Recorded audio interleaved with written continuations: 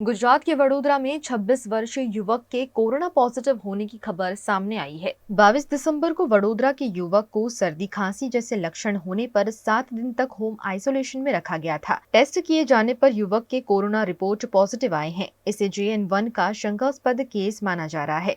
Genome sequence sample जांच के लिए गांधीनगर भेजे गए हैं। 26 वर्षीय युवक की ट्रैवल हिस्ट्री नहीं होने से प्रशासन ने चैन की सांस ली। वहीं गुजरात की बात करें तो गुजरात में कोरोना के नए वेरिएंट JN1 के केस की संख्या में बढ़ोतरी हुई है। ये संख्या 40 पर पहुंच गई है। पूरे गुजरात में पिछले 24 घंटे में कोरोना के नए 14 केस दर्ज किए गए हैं, जिसमें अहमदाबाद, राजकोट, गांधीनगर, दाहोद, गिर सोमनाथ, कच्छ, मोरबी और साबरकांठा शामिल हैं।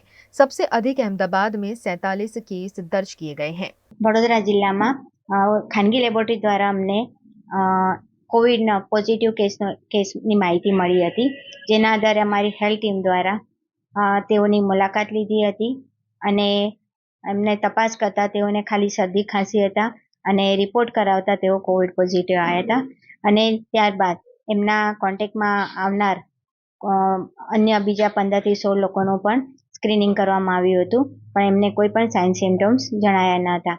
આ પેશન્ટની પણ કોઈ ટ્રાવેલ હિસ્ટ્રી બહાર હતી નહીં. અત્યારે હાલની પરિસ્થિતિ જોતા તમામ કોવિડ પોઝિટિવ કેસને આપણે ગાંધીનગર લેબોરેટરી માટે ફર્ધર જીનોમ સિક્વન્સને ટેસ્ટિંગ માટે મોકલવામાં આવે છે. તે રીતે આ પેશન્ટનું પણ સેમ્પલ ત્યાં મોકલવામાં આવેલ છે.